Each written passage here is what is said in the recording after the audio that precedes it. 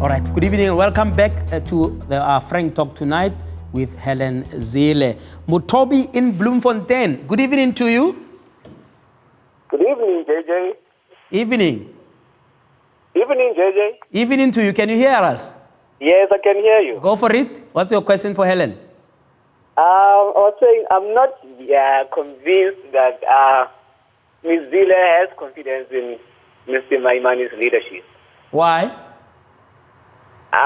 Like as you said earlier, she has not proved to show support in Mr. Maimani, even though she kept saying that. But her actions not really showing that. Such as what? Give me an example. What do you? Because she's gonna challenge you. No, saying I have confidence in Mr. Maimani's leadership is something. And when you look what happened today with the resignation of Mashaba. Mr. Helen Mashaba, that really raises eyebrows.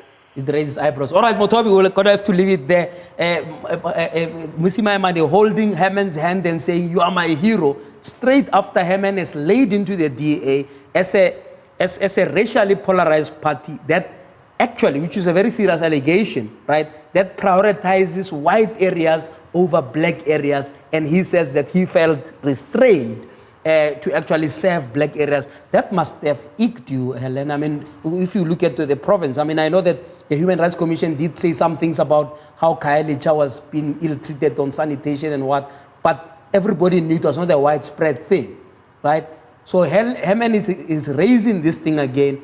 What did you think about that? That sounded very bad. Well, Herman was the mayor of Johannesburg, and he's the executive mayor. So the executive mayor has all the power. And the executive mayor must decide what he wants to do. He was giving an indictment of his own mayoralty, if that's the case. So you don't think the DA was hoovering on him, and as you were saying, pressurizing him to be cutting grass instead of cutting grass in white areas, instead of attending to poor conditions of Alexander, amongst other things? Are you denying that? Because that's what he's telling us. Well, that must have been his problem, but the bottom line is, it's not an either or. You can cut grass on the budget that is used for cutting grass, and you can fix the toilets in Alexandra or whatever it is on that budget.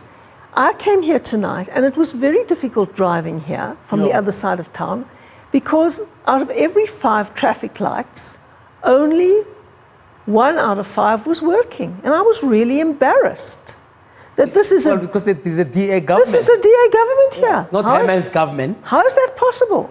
Now you can't say that these are white traffic lights or black traffic lights. Traffic lights must work everywhere. And it's bad enough that the total mismanagement of BBBEE has led to the collapse of Eskom, because they didn't look at it as a company that has to produce and transmit electricity.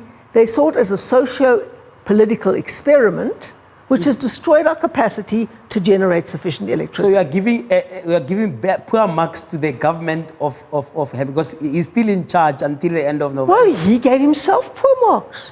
He says, I've been doing all the wrong things and blaming someone else. When I was the executive mayor of Cape Town, we set the priorities and we improved conditions everywhere. He says you guys are saying that he is too lenient with the EFF, and that has cost you votes. Do you believe that analysis briefly, Helen? Well, what I do believe is that in some cases, the EFF tail wags the DA dog. In Johannesburg? In Johannesburg. I do believe that is the case. But let me also say this, that in any place where there's decent service delivery, you don't go through about 20 traffic lights and find that only 5 are working. I've never experienced that. So this is bad. Okay, racism, Helen. In a crisp answer, do you think the DA has a race problem? South Africa has a race problem. And South Africa's race problem prevents us from dealing with the thing that should be our number one problem, and that is poverty and unemployment. Most South Africans think that poverty and unemployment is the biggest problem, and they are right. And we know what policies will fix that. But it's far easier to blame a tiny minority that is a shrinking minority and will soon be 1% of the population. And perhaps when there's only one last white person in the whole country, they will still blame that person for every other problem. And that is the problem. The problem is that we don't look at the problem. The problem is that our economy isn't growing. The problem is that we're not addressing the issues that are preventing economic growth. And we will forever say it's white and whiteness because that is the best excuse to do absolutely nothing and remain stuck in the past. But your leader actually took a lead more than many leaders. You remember the Penny Sparrow incident. He actually went to the Apartheid Museum and gave one of the most seminal speeches any leader, and I'm not just talking a DA leader, any leader gave across the nation in as far as race is concerned. And he even said to people in the DA, if you are a racist in the DA, there is the door. I agree with that. We don't want racists that was quite bold, and it is an acknowledgement that the DA is not an island where there's no racism. Of course, but and it has to be dealt with, and not by saying it doesn't exist, but by saying if you are racist, you're a Penny Sparrow, you're a collar banner, get out. No, hold on one moment. Yeah. If you're a racist of any type, yeah, get out. Now, let me say this, that there are racists of all races in South Africa. Sure. I'm not the kind of person who believes that if you're black, you can't be racist. That's for another debate completely. No, it's not. Yeah. It's relevant here. But I will not say, that people who used to vote for us and don't vote for us anymore are racists. Because those people who left us or who just decided not to vote in this last election voted for a black leader in 2016, voted for Herman Mashaba in 2016, voted for a black mayor, Solly Masimanga, in Tshwane in 2016.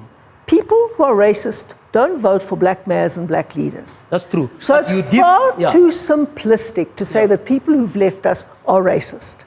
Actually, nobody has said and that. And Diane Kohler-Barnard is not a racist, by the way. Well, he said Peter Botha was fantastic. She did not say that at all. What did she say about and Peter you mustn't twist what people say, because it makes say? me really cross. You open your garage door with a remote, and it all works. You never think about it. So if the DA systems are in top shape, you will never notice it. All right. But what happens is when they don't work that you start to notice it. Yeah. And so when ESCOM collapses, you suddenly realize how important this was in your life. Yeah. No, if I have to say to you, what's the priority in your life, you won't say that my toilet flushes.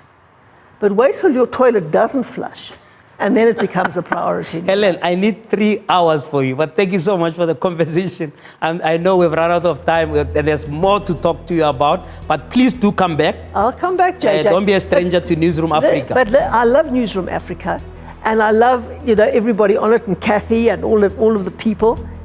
But you must do it at a reasonable hour. Okay, I can't argue with you well enough at this time. All right, let's leave it there. Helen Zille saying, I must be hired in a reasonable hour. Nobody will hire me during the day. They hire me at this time because we'll have more time. But thank you so much for staying with us and with that conversation with Helen Zille. After the break, Citizens Roundtable. Of course, this is after the news with Carmen Reddy. Let's take a break. Thank you, Helen.